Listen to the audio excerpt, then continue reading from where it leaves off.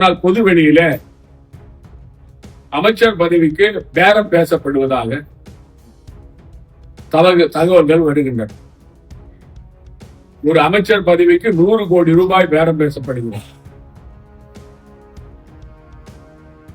முதலிலேயே அமைச்சரவை அமைப்பதற்கு முன்பாகவே இந்த ஊழல் இருந்தால் இந்த ஆட்சி எப்படி இருக்கும்?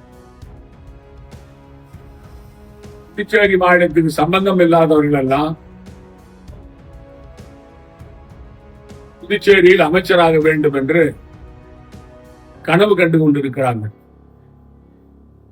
பணத்தை வாரி இறைத்து தேர்தலில் வெற்றி பெற்று அமைச்சராகிவிட வேண்டும் என்று கங்கணம் கட்டிக்கொண்டு டெல்லிக்கும் புதுச்சேரிக்கும் காவடி தூக்கிக் கொண்டிருக்கிறார். அதாவது முதலில் 50 கோடி ரூபாய் பேரம் பேசப்பட்டது, இப்பொழுது 100 கோடி ரூபாய்க்கு பேரம் பேசப்படுகிறது. அதனால்தான் அமைச்சர்கள் பதவி ஏற்பு தள்ளி போகிறார். அதுதான் முக்கியமான காரணம். ஆனால் முதலமைச்சர் அவர்கள் முதுகெலும்பு இல்லாதவர்.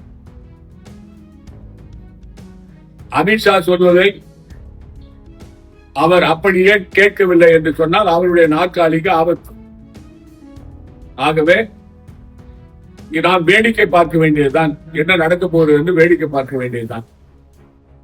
நான் மாண்புமிகு முதலமைச்சர் ரங்கசாமி அவர்களை கேட்டுக் கொள்கிறேன்.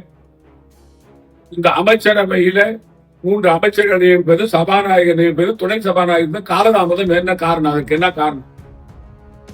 மக்கள் மத்தியில் பேசப்படுவது 100 கோடி ரூபாய் ஒரு அமைச்சர் பதவிக்கு என்று பேசப்படுவது உண்மையா? முதலமைச்சர் வாய் திறந்து பேச வேண்டும், இதற்கு பதில் சொல்ல வேண்டும்.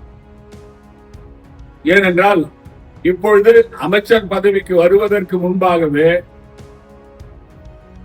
பல 100 கோடி ரூபாய் கொடுத்து பதவிக்கு வந்தால் கண்டிப்பாக புதுச்சேரியில் லாட்டரி வந்துவிடும்.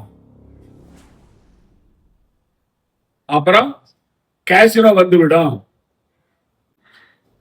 புதுச்சேரி ஏற்கனவே